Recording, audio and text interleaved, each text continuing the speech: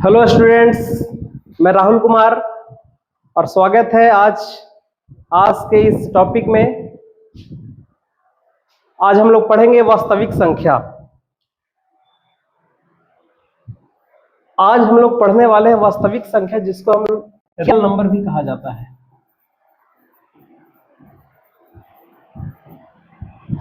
Class 10th के NCERT का यह पहला चैप्टर है जिसका नाम है वास्तविक संख्या, और इसमें कुल 4 एक्सरसाइज है। टोटल 4 एक्सरसाइज के बारे में हम लोग जानेंगे, जिसमें सबसे पहला जो एक्सरसाइज है उसका नाम है यूक्लिड विभाजन क्रमिका और एल्गोरिथम। सबसे पहले चैप्टर में हम लोग ये जानने की कोशिश करेंगे कि यूक्लिड विभाजन प्रमेयिका होता क्या है और यूक्लिड विभाजन एल्गोरिथम को हम लोग कहते क्या है। एल्गोरिथम आखिर है क्या, उसके बारे में जानेंगे। उसके बाद जो दूसरा चैप्टर है वो है आपका आभास गुणनखंड के द्वारा एचसीएफ और एलसीएम कैसे ज्ञात किया जाता है। जैसे आप लोग नीचे के क्लास में आप लोग पढ़े होंगे एचसीएफ और एलसीएम, जिसमें आप लोग को एक अलग ही तरीका बताया जाता होगा। जैसे मान लीजिए दो संख्या है 12 तथा 16, इसका एचसीएफ निकालना हो तो इसका एचसीएफ कैसे निकालते हैं? 12 से जस्ट लाइक 16 में हम लोग भाग दे देंगे, एक बार में लगेगा, ये कट गया, और पुनः 12 को 4 से भागा देंगे, ये पुनः कट गया। इसका मतलब ये जो आया, जो लास्ट टर्म में जो कटा, वो आपका एचसीएफ आ गया। वो कितना हो गया आपका? 4। उसी तरह से 12 या 16 का हम लोग एलसीएम कैसे निकालेंगे? तो ये सारा का सारा हम लोग आभास गुणनखंड फैक्टर मेथड से हम लोग सीखेंगे कि आखिर एचसीएफ और एलसीएम कैसे ज्ञात किया जाता है। उसके बाद फिर 1.3 चैप्टर में हम लोग ये पढ़ेंगे कि किसी संख्या को परिमेय संख्या सिद्ध करना है। किसी भी संख्या को अपरिमेय संख्या कैसे सिद्ध करेंगे, वो हम लोग चैप्टर नंबर 1.3 में पढ़ेंगे। उसके बाद जो चैप्टर है 1.4 एक्सरसाइज 1.4 है, जिसमें हम लोग शांत और अशांत दशमलव के बारे में जानेंगे। आइए थोड़ा सा हम लोग जानते हैं शांत और अशांत दशमलव क्या होता है। ठीक है, शांत और अशांत दशमलव क्या होता है? जैसे हम लोग किसी भी संख्या को भाग देते हैं, जैसे सपोज दैट 2 से भागा दिए 5 में, तो कितना बार में लगा? 2 दूना 4, यहाँ पे एक दशमलव बैठेगा, 2 पचे 10, यानी दशमलव के 3 अंक तक जो संख्या एक संख्या में दूसरे संख्या से भाग दे और दशमलव के 3 अंक तक यदि वो कट जाए, उसको हम लोग शांत दशमलव कह सकते हैं। कैसा? शांत दशमलव प्रसार उसको कहेंगे। लेकिन जस्ट इसका अपोजिट, यदि किसी संख्या में, जैसे मान लीजिए 3 से भागा दिया जाए 5 में, 3 से भागा दिया जाए किसमें? 5 में, तो आइए भाग दे के देखते हैं। ये आपका एक बार में लगेगा, 3 6 18, पुनः यहां पे दूसरा, फिर से यहां, मतलब ये आपका 1.666 ये आता रहेगा। ठीक है, मतलब ये दशमलव के 3 अंक तक नहीं कटेगा, अतः इसको हम अशांत दशमलव कहेंगे। परिमेय संख्या का कैसा? अशांत। लेकिन हम लोग को यहाँ पे भाग दे करके नहीं सीखना, बल्कि दूसरे तरीके से सीखना है कि किसी भी दशमलव प्रसार, किसी भी परिमेय संख्या का दशमलव प्रसार शांत कब होता है और अशांत कब होता है। लेकिन आइए हम लोग उससे पहले ये देखते हैं, वास्तविक संख्या के बारे में जानते हैं कि वास्तविक संख्या कहते किसको है। लेकिन वास्तविक संख्या को सीखने से पहले हम लोग कक्षा 9th में ही पढ़े थे, कुछ टॉपिक को पढ़े थे, जिसमें से सबसे पहला है प्राकृत संख्या। प्राकृत संख्या कहते किसको है? तो जैसा कि लिखा गया है 1 2 3 4, यानी कि गिनती की जो संख्या होती है उसको प्राकृत संख्या कहा जाता है। वो कहां तक जाएगा? इनफिनाइट तक जाएगा। यानी वैसी संख्या जो 1 से शुरू होती है और अनगिनत जाता है, उसको हम लोग प्राकृत संख्या की श्रेणी में, नेचुरल नंबर की श्रेणी में उसको हम रख सकते हैं। उसके बाद पूर्ण संख्या है। पूर्ण संख्या को हम होल नंबर कहते हैं, मतलब ऐसी संख्या जिसमें प्राकृत तो था ही था, साथ में एक और किसी संख्या की कमी थी, वो था 0। मतलब जब 0 आ गया तो ये पूरा का पूरा संख्या अपने आप में पूर्ण हो गया। इसको हम लोग पूर्ण संख्या कह सकते हैं, होल नंबर कहेंगे।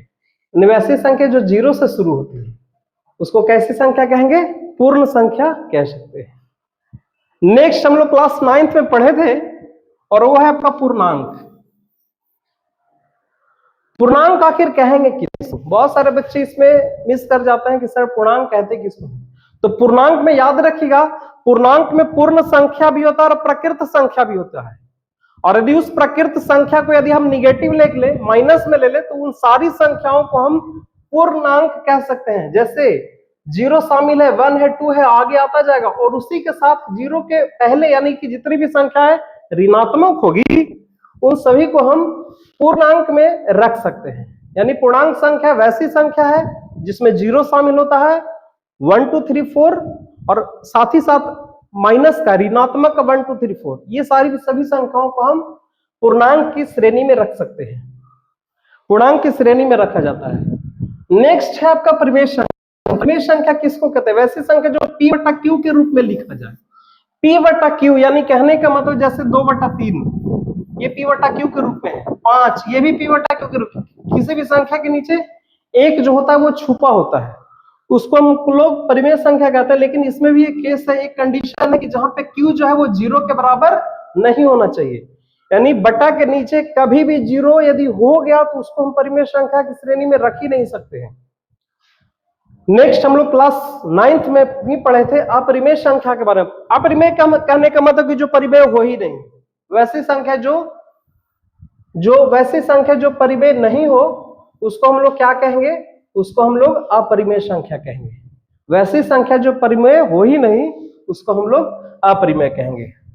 उसके बाद नेक्स्ट है वास्तविक संख्या, जिसके बारे में क्लास 10 में हम लोग चर्चा करेंगे। वास्तविक संख्या यानी वास्तविक संख्या, दुनिया में जितनी भी संख्याएं हैं, इस धरती पे जितनी भी संख्याएं हैं, काल्पनिक को छोड़ करके उन सभी संख्याओं को हम वास्तविक संख्या कहते हैं, जिसमें परिमेय भी आपका शामिल है और अपरिमेय संख्या भी शामिल है। अपरिमेय संख्या जैसे आपका √3।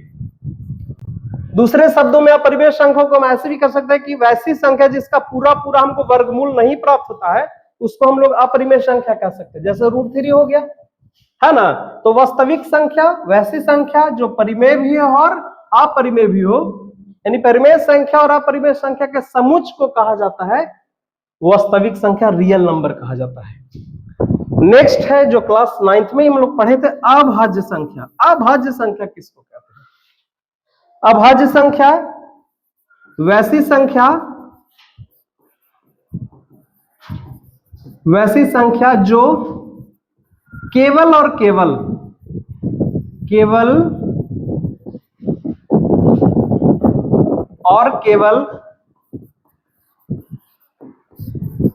स्वयं से विभाजित हो। वैसी संख्या जो केवल और केवल स्वयं से विभाजित हो। विभाजित माने अपने आप से कटे। जैसे 2 एक अभाज्य संख्या है। अब कोई बच्चा पूछेगा कि सर ये एक से भी तो कट रहा है, तो दुनिया का सभी अंक 1 से कटते थे, एक को छोड़ करके, यानी वैसी संख्या एक को छोड़ करके वैसी संख्या जो सिर्फ और सिर्फ स्वयं से कटे उसको क्या कह सकते हैं? उसको हम अभाज्य संख्या की श्रेणी में रख सकते हैं। जैसे 2 हो जाएगा, 3 हो जाएगा, 5 7, ये सभी संख्याएं सिर्फ और सिर्फ स्वयं से कटेगा, इसके अलावा और किसी भी संख्या से ये नहीं कटेगा, उसको हम अभाज्य संख्या कह सकते हैं। अभाज्य संख्या को हम लोग इसको प्राइम नंबर भी बोला जाता है, इसको अंग्रेजी में बोला जाता है प्राइम नंबर। नेक्स्ट है भाज्य संख्या। भाज्य संख्या को इंग्लिश में बोला जाता है कंपोजिट नंबर। कंपोजिट नंबर भाज्य संख्याएं वैसी संख्याएं हैं वैसी संख्या जो अपने आप के अलावा किसी दूसरी संख्या से भी कटे। जैसे 6, ये 6 से तो कट ही रहा है, साथ ही साथ 2 से भी कटता है और साथ ही साथ 3 से भी कटता है। तो वैसी संख्या जो स्वयं के अलावा किसी दूसरी संख्या से भी कटे, वैसी संख्या को हम लोग भाज्य संख्या कहेंगे। आशा है आप लोग को ये सारी चीजें समझ में आई होगी। हालांकि ये चीजें 9th में भी आपने पढ़ा था, तो एक बार फिर से देखते हैं। प्रकृत संख्या, नेचुरल नंबर, वैसी संख्या जो 1 से शुरू होती है उसको क्या कहेंगे बाबू? प्रकृत संख्या। पूर्ण संख्या किसको कहेंगे? Whole number. वैसी संख्या जो प्राकृत तो हो ही, साथ में साथ उसके साथ क्या हो, जीरो हो, यानी वैसी संख्या जो जीरो से शुरू होकर के अनंत तक जाए। पूर्णांक, पूर्णांक में क्या होता है, पॉजिटिव नंबर और निगेटिव नंबर। सभी पूर्ण संख्याएं, सभी प्राकृत संख्याएं जो पॉजिटिव ही हो, जो निगेटिव ही हो, उसको हम लोग क्या कहेंगे, पूर्णांक कहेंगे। परिमेय संख्या वैसी संख्या जो किस रूप में दिखा रहे, p बटा q के रूप में रहे, उसको हम लोग क्या कहेंगे, परिमेय संख्या कह सकते हैं। नेक्स्ट है अपरिमेय संख्या, जो परिमेय हो ही नहीं, जो परिमेय हो ही नहीं उसको हम अच्छा, परिमेय संख्या में एक चीज ध्यान में रखना है कि बट्टा के नीचे जीरो नहीं होना, ये एकदम मस्ट इंपॉर्टेंट है, जिसको ध्यान में रखने की चीज है कि परिमेय संख्या के नीचे बट्टा में जीरो नहीं होना चाहिए। उसके बाद वास्तविक संख्या, वास्तविक संख्या में परिमेय भी होता है और अपरिमेय संख्याएं भी होता है, उसको हम लोग वास्तविक संख्या की श्रेणी में रख सकते हैं। नेक्स्ट है अभाज्य संख्या, वैसी संख्या जो केवल और केवल स्वयं से कटे, इसके अलावा और भी किसी संख्या से ना कटे, उसको प्राइम नंबर अभाज्य संख्या। और वैसी संख्या जो स्वयं के अलावा किसी दूसरी तीसरी संख्या से भी विभाजित हो, उसको हम लोग कह सकते हैं भाज्य संख्या। एक संख्या और होता है जो क्लास 10th में एक जगह पे क्वेश्चन आता है, एक संख्या और है जिसको हम आपको ये बताना चाहेंगे, जिसको हम लोग सह अभाज्य संख्या कहते हैं। सह अभाज्य संख्या,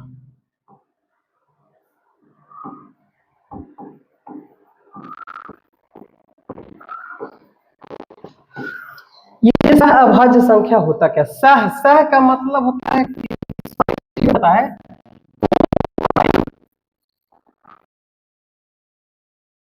अभाज्य संख्या को क्या बोलते हैं, को प्राइम नंबर। क्या बोलते हैं, को प्राइम नंबर सह अभाज्य संख्या को। जैसे को प्राइम नंबर या सह अभाज्य किसको कहते हैं, तो जिन दो संख्याओं का मसा, जिन दो संख्या का मसा एक हो, एक आए, वैसी दो संख्याएं जिनका मसा क्या हो, एक हो, उसको क्या कहेंगे, उसको कहेंगे सह अभाज्य संख्या। आइए इस पे एक एग्जांपल देखते हैं। जैसे एक संख्या हमने 15 ले लिया और एक संख्या हमने 16 ले लिया। इन दो संख्याओं का मसा निकाल करके देखते हैं, आता क्या है, ये 3 से 5 बार में लगेगा और ये आपका लगेगा 2 से 8 बार में, और ये 2 से 4 बार में, और ये 2 से 2 बार में। 15 इज इक्वल टू लिख सकते हैं 3 इंटू 5, और 16 इज इक्वल टू लिख सकते हैं 2 इंटू 2 इंटू 2 इंटू 2। और HCF का, दो संख्याओं का HCF का मतलब क्या होता है कि यदि दो संख्याओं को फैक्टर किया जाए, ध्यान से देखिएगा क्योंकि ये 10th में भी है। यदि 10th में कहां पे है, मैं आपको दिखा देता हूं 10th में। देखिए ये अभाज्य गुणनखंड, अभाज्य गुणनखंड के द्वारा HCF निकालने का प्रक्रिया यहीं पे है।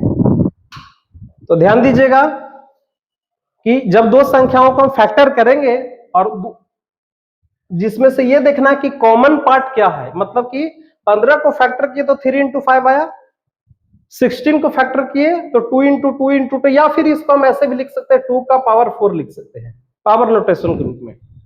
तो हम यहां देख क्या पा रहे हैं कि यहां कोई भी ऐसा संख्या नहीं है जो कॉमन है।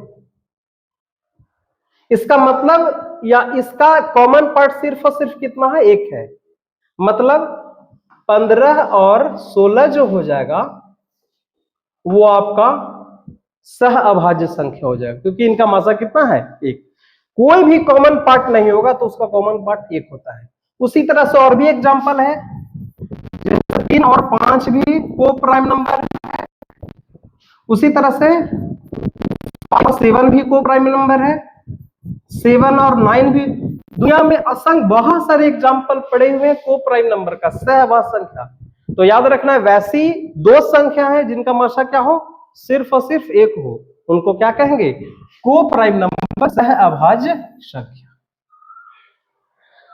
चलिए आते हम लोग नेक्स्ट टॉपिक के ऊपर।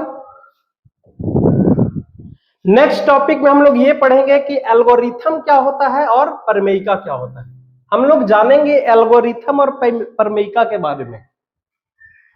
तो एल्गोरिथम क्या कहता है कि सुपरिभाषित चरणों की एक श्रृंखला होती है। ध्यान से देखिएगा, समझिएगा, इसके डेफिनेशन में ही इसका अर्थ छिपा हुआ है बाबू लोग। देखिएगा, कि एल्गोरिथम क्या है, सुपरिभाषित चरणों की एक श्रृंखला। सुपरिभाषित चरण, चरण का मतलब होता है स्टेप, ध्यान में रखिएगा, चरण का मतलब क्या होता है, स्टेप। कि ये जो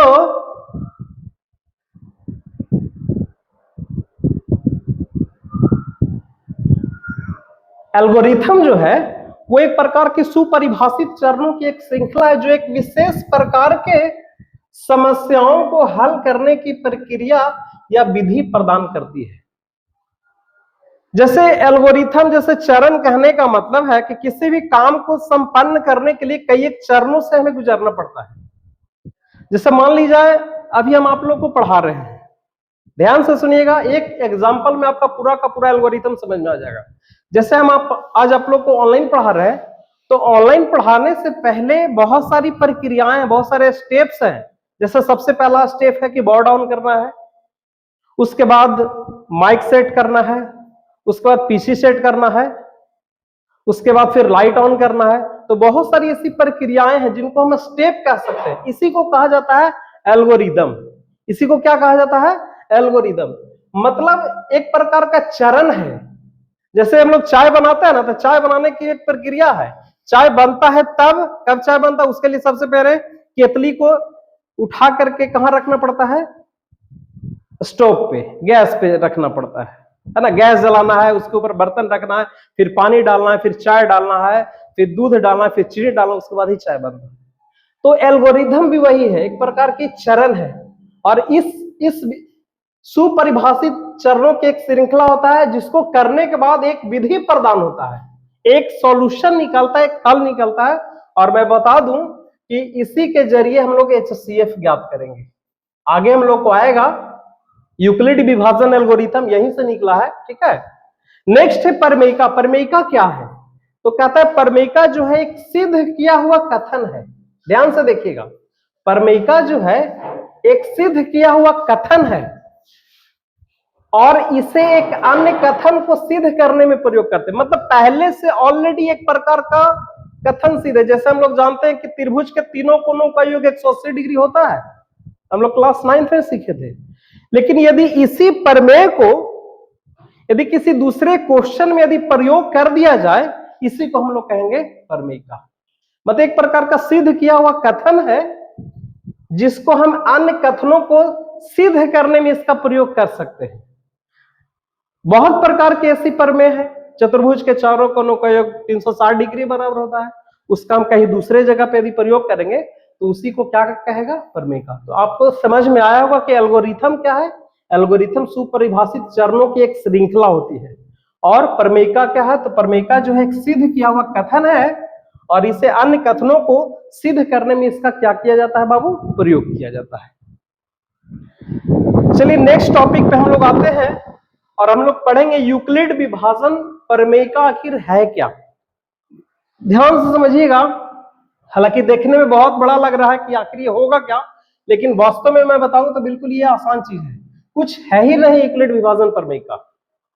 यूक्लिड विभाजन प्रमेयिका कुछ है ही नहीं। देखिए कह रहा है दिए गए दो धनात्मक, सबसे पहले आपको ये समझना है कि यूक्लिड जो परिभाजन प्रमेयिका जो होता है वो किन के लिए होता है, तो सिर्फ दो धनात्मक पूर्णांकों के लिए होता है। किन के लिए होता है, दो धनात्मक पूर्णांकों, पूर्णांक जब दिया रहे तब हम यूक्लिड विभाजन प्रमेयिका का प्रयोग करते हैं। तो दो धनात्मक पूर्णांक है a तथा b के लिए एक ऐसी अद्वितीय पूर्ण संख्याएं q और r विद्यमान है कि a बराबर bq प्लस r है। आइए इसको हम एग्जांपल से समझते हैं।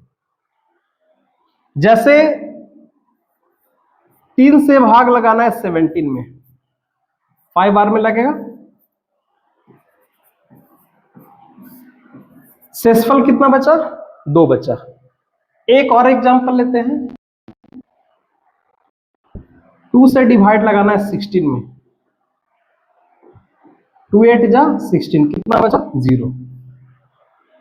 अब यहां पे आप देखिएगा ये जो शेष बचा उसको हम लोग रिमाइंडर कहते हैं, और ये अपना क्वोशिएंट है। और ये दो धनात्मक पूर्णांक a और b है, वो a और b यही है। a, b जो है वो आपका एक a है और एक b है। अब ये जो 17 है उसको हम ए कहेंगे, ए को क्या कहेंगे 17, और बी बराबर क्या होगा 3। तो ध्यान दीजिएगा, दो धनात्मक पूर्णांक ए और बी के लिए ऐसे अद्वितीय पूर्णांक संख्या क्यू और आर उसमें विद्यमान है कि ए बराबर बी क्यू प्लस आर, मतलब ए जो बराबर है वो बी क्यू प्लस आर के बराबर है। अब इस एग्जाम्पल का प्रयोग करके हम सबका वैल्यू यहां पे रख के देखते हैं कि यहाँ पे वैल्यू क्या आता है। तो ए के जगह पे जैसा कि हम बताएं कि ए का वैल्यू कितना है 17 बराबर, बी का वैल्यू कितना है, बी का वैल्यू आपका 3 है, क्यू का वैल्यू कितना है 5 है, और आर कितना है 2। आप देख रहे हैं इस फॉर्मेट में आ रहा है ए बराबर बी क्यू प्लस आर, और साथ में साथ ये क्या कह रहा है कि आर जो है अपना वो 0 के बराबर हो सकता है और उससे बड़ा भी हो सकता है। अब यहां पे देखिए आर का वैल्यू कितना है 2, क्या 0 के बराबर, यहां पे ये इसको आर कहेंगे और इसको यहां पे क्यू कहेंगे और इसको यहां पे ए कहेंगे और इसको यहां पे क्या कहेंगे बी। अब यहां पे हम देख रहे हैं कि आर जो है वो 0 के क्या होना चाहिए बराबर है, या 0 से क्या होना चाहिए, तो इस यहां पे देख रहे हैं आर का वैल्यू 2 आया है जो कि 0 से बड़ा है, यहां पे आर का वैल्यू कितना है 0 के बराबर है। उसके बाद बी वाला पोर्शन क्या है, बी जो 3 है वो कह रहा है बी जो है आर से हमेशा बड़ा होगा, तो यहाँ पे बी का वैल्यू 3 और यहाँ पे बी का वैल्यू 2। देखिए 2 से बड़ा है कि नहीं 3, और यहां से देखिए 0 से ही बड़ा है 2। इसका मतलब, कहने का मतलब है कि यह इस फॉर्मेट में आना चाहिए, ए बराबर बी क्यू प्लस आर का फॉर्मेट में यदि है तो हम समझेंगे कि ये यही है यूक्लिड विभाजन प्रमेय का। दो धनात्मक पूर्णांक ए और बी के लिए एक ऐसा अद्वितीय पूर्ण संख्याएं क्यू और आर विद्यमान है कि हमेशा ए बराबर बी क्यू प्लस आर होगा, लेकिन ये भी होना चाहिए आर जो है वो 0 से बड़ा होना चाहिए, अब बराबर होना चाहिए, और आर से हमेशा बी जो होगा वो क्या होगा बड़ा। अब यहाँ पे देख रहे होंगे अद्वितीय पूर्ण संख्या, अद्वितीय पूर्ण संख्या का मतलब क्या हुआ, जैसे हम लोग 17 बराबर क्या लिखे 3 इंटू 5, 3 इंटू 5 प्लस 2 लिखे, हम क्या 17 is equal to 3 into 4 plus 2 लिख सकते हैं। तो ये जो संख्या है, ये अपना संख्या जो है वो क्या हो गया क्यू हो गया, क्यू अद्वितीय है, यानी इसके जगह पे सिर्फ और सिर्फ एक ही संख्या आएगा, ये 4 नहीं आ सकता, 3 नहीं आ सकता, जब आएगा तो यहाँ पे एक 5 ही आएगा। इसका मतलब है कि a बराबर बी क्यू प्लस आर। आशा करते कि ये चीज समझ में आई होगी, और ये कोई बहुत बड़ी चीज नहीं है, इसी यूक्लिड विभाजन प्रमेयिका से ही आपको यूक्लिड विभाजन एल्गोरिथम आगे आया है। ठीक है, तो आगे हम लोग चलते हैं, देखते हैं यूक्लिड विभाजन एल्गोरिथम। इसके क्वेश्चन को ही हम सॉल्व करके ये बताएंगे कि आखिर यूक्लिड विभाजन एल्गोरिथम होता क्या है। तो जैसा कि हमने बताया यूक्लिड विभाजन एल्गोरिथम एक प्रकार की क्या है चरण है, क्या है एक प्रकार का चरण है जो किसी भी विधि का प्रयोग किया जाता है। तो यूक्लिड विभाजन एल्गोरिथम के प्रयोग से हम लोग 2 या 2 से अधिक संख्याओं का HCF निकालते हैं, मसन निकालते हैं। आइए, जैसा कि एक क्वेश्चन है 135 एंड 225, 135 तथा 135 तथा 225 का हम लोग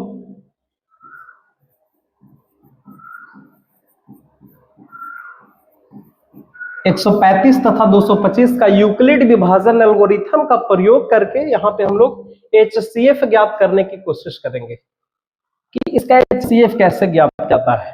तो यहाँ पे बिल्कुल बनाने का प्रोसेस और प्रक्रिया है, स्टेप बाय स्टेप है, ध्यान से देखिएगा, है ना। जिस तरह से लिखा जा रहा है एकदम एग्जाम में हूबहू उसी पैटर्न पे आपको बनाना है। यदि आप इसको समझ गए तो मैं आपको बता दे रहा हूं कि ये एक तरह से 2 नंबर का क्वेश्चन VVI क्वेश्चन है जो बोर्ड में आता है ना।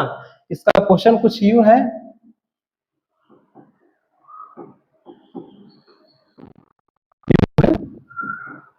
विभाजन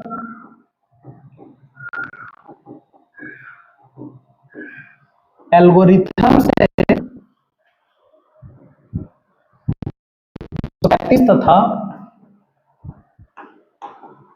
225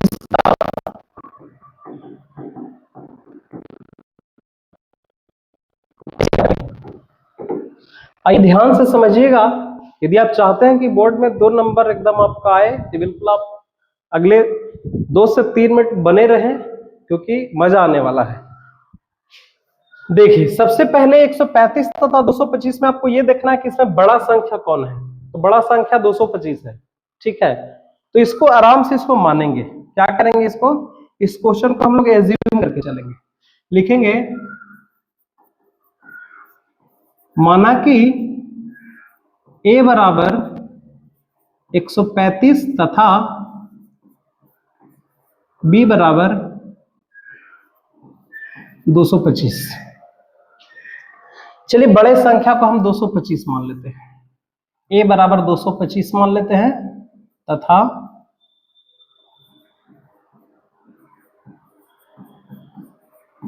b बराबर 135 मान लेते हैं, और यहां पे लिख देंगे चूंकि a is greater than b। अब ये स्टेप प्रोसेस प्रक्रिया है कि भाग जब भी लगता है तो छोटे संख्या से बड़े संख्या में भाग लगेगा। यहां पे लिखेंगे, आता है 135 से 225 में क्या करेंगे, भाग देंगे, जो कि आपका स्टेप 1 बनेगा। क्या बनेगा, स्टेप 1 बनेगा। आइए हम लोग भाग देते हैं। 135 से 225 में हम लोग भाग देंगे। ये आपका एक बार में लगेगा।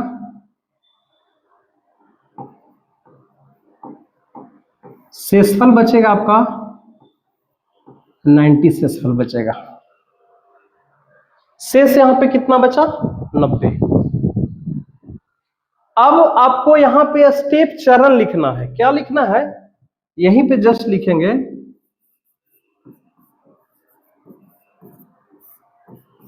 यूक्लिड विभाजन प्रमेयिका।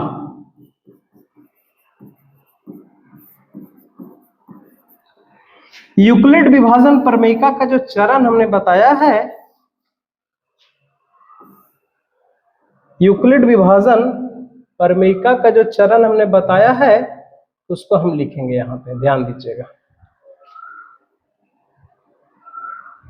आइए, चरण क्या होता है, जैसे हम लोग बताए थे अभी। देखिए यूक्लिड विभाजन प्रमेय, a बराबर क्या होता है, BQ प्लस R होता है, ये ना बताया था। अब यहाँ पे a का वैल्यू कितना है, 225 है। तो यहां लिखेंगे 225 बराबर 135 गुने 1 प्लस 90। इसका मतलब क्या है कि शेषफल कितना आया, 90। लिखेंगे शेषफल नॉट इज इक्वल टू 0। अब शेषफल 0 नहीं आया तो लिखेंगे आता है 90 से 135 में भाग देंगे, जो कि आपका स्टेप 2 बनेगा। ये क्या बनेगा, स्टेप आपका 2 बनेगा।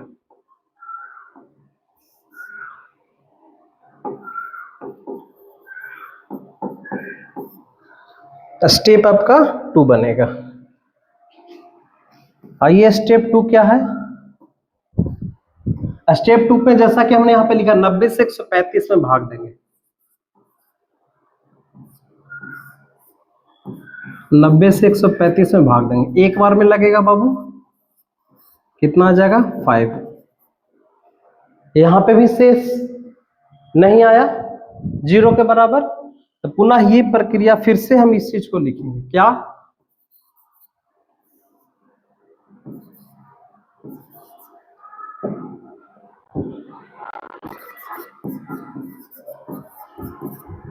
यूक्लिड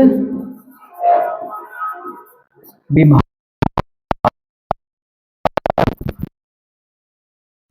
से क्या है, यूक्लिड विभाजन वही a बराबर BQ प्लस R। इसमें a हो जाएगा 135, मतलब 135 is equal to 90 into 1 plus 45। शेष यहां भी 0 नहीं आया, लिखेंगे शेष नॉट इज इक्वल टू 0। तो शेष जब 0 नहीं आया तो फिर क्या करेंगे, अतः 45 से 90 में भाग देंगे। ध्यान से देखिएगा क्योंकि ये 2 नंबर का क्वेश्चन है बोर्ड के लिए। यदि आप इस तरह से बना दिए तो मैं आशा करता हूं, आशा नहीं बल्कि पूरा पक्का भरोसा है कि आपका 1 नंबर भी आपका नहीं कटने वाला है। जब तक शेष 0 के बराबर नहीं आएगा तब तक यह प्रोसेस प्रक्रिया को हम लोग क्या करेंगे, दोहराएंगे। ठीक है, जब तक ये शेष 0 के बराबर नहीं आएगा, क्या आप लोग को लग रहा हो क्या कभी 0 नहीं आएगा? तो एक ना एक समय ऐसा आएगा कि 0 आएगा, चाहे वो एक बार में कटे या जितना बार में भी कटे। अब बारी है स्टेप 3 की। देखते हैं स्टेप 3 में क्या होता है। इसी को कहते हैं चरण, पहला चरण, दूसरा चरण। मैंने क्या बताया था, यूक्लिड विभाजन एल्गोरिथम क्या है, एक प्रकार का चरण है। क्या चरण है? सुपरिभाषित चरणों की एक श्रृंखला है जिसकी सहायता से किसी भी खास समस्याओं को हल करने में प्रदान किया जाता है। तो खास समस्या तो था ही था, क्या था खास समस्या कि 135 तथा 225 का HCF निकालना है। आइए तो नेक्स्ट बारी है, अबर में 45 से डिवाइड लगाएंगे। क्या करेंगे? 45 से डिवाइड लगाएंगे। 45 से डिवाइड लगाएंगे किसमें? 90 में। ये देखिए 2 बार में यहां पे आपको कट गया। फिर से वही सारी चीजों को फिर से हम लिखेंगे यहां पे। यूक्लिड विभाजन प्रमेयिका से क्या हो जाएगा आपका, पुनः देखिए, ये आपका A है, ये आपका B है और ये आपका K है, क्या Q है। यानी 90 is equal to 45 into 2 plus क्या हो क्या 0। यहाँ पे शेष आपका क्या हो जाएगा 0। और जहीं शेष 0 लास्ट में आएगा तो ये जो है 45 जो है वही आपका क्या बनेगा, वही आपका HCF बनेगा। वही आपका क्या बनेगा, HCF। आइए इसको हम लिख देते हैं आंसर। अतः लिखेंगे, अतः 135 तथा 225 का HCF बराबर आपका कितना हो जाएगा, 45। यही आपका क्या हो जाएगा, रिक्वायर्ड आंसर हो जाएगा। तो आशा करते हैं बच्चों कि ये समझ में आया होगा। यूक्लिड विभाजन एल्गोरिथम की सहायता से HCF निकाला जाता है। कैसे निकाला जाता है एक बार फिर से देखते हैं। फर्स्ट ऑफ ऑल हम लोग इसको एज्यूम कर लेंगे। क्या एज्यूम करेंगे कि बड़ी संख्या को हम A मान लेंगे और छोटी संख्या को हम क्या मान लेंगे, B मान लेंगे। तो A बराबर 225 मान लिया और B बराबर क्या मान लिया, 135। और यहाँ पे ये भी दर्शा देना कि A जो बड़ा है किससे, B से। अब जब A B से बड़ा है तो जाहिर सी बात है कि छोटे से भाग देंगे बड़े में, बड़े संख्या में। तो 135 से 225 में क्या करेंगे, भाग देंगे, जो कि स्टेप 1 बनेगा। पहला स्टेप क्या होगा, 135 में 225 से भाग देंगे तो एक बार में लगेगा। एक बार में लगा कितना, 90 आया, 90 शेष बचा। तो ये प्रक्रिया, यही है यूक्लिड विभाजन प्रक्रिया। मैंने बताया था कि जब यूक्लिड विभाजन एल्गोरिथम का प्रयोग करेंगे तो उसमें प्रमेयिका को भी आएगा दर्शाने के लिए। तो हमने लिखा यूक्लिड विभाजन प्रमेयिका से 225 यहाँ पे A का वैल्यू, बीच वाला हमेशा याद रखिए, बीच वाला जो वैल्यू है वो A कहेंगे, बाकी ये B है, ये Q है और नीचे वाला तो R है। तो 225 बराबर क्या लिखा, 135 गुने 1 प्लस 90। शेष जो है वो 90 आया, यानी शेष 0 के बराबर नहीं आया। जब शेष 0 के बराबर नहीं आया तो फिर से हम लोग 90 से पुनः 90 से किस में भाग देंगे, 135 में भाग देंगे। सेकेंड स्टेप क्या है, 90 से पुनः 135 में भाग दिया, वर्सेस 45 बचा। तो फिर वही प्रक्रिया हमने अपनाया, यूक्लिड विभाजन प्रमेयिका से 135 बराबर 90 गुने 1 प्लस 45। शेष पुनः 0 नहीं आया, अतः 45 से क्या भाग देंगे, 90 में भाग देंगे। तो 45 से जब 90 में स्टेप 3 बना, 90 में भाग दिया तो मेरा शेषफल 0 आ गया। और जब 0 आ गया इट मींस आपका आंसर आ गया। यूक्लिड विभाजन पर वही प्रक्रिया को अपने अपनाया और अतः उसको जब शेष 0 आया तो ये जो आएगा वो आपका आंसर आ जाएगा। उसके बाद लिख सकते हैं 135 तथा 225 का HCF क्या हो जाएगा, 45 हो जाएगा। ये आपका यूक्लिड विभाजन एल्गोरिथम प्रमेयिका एल्गोरिथम का प्रयोग करके हमने 2 संख्याओं का क्या निकाला, HCF निकाला।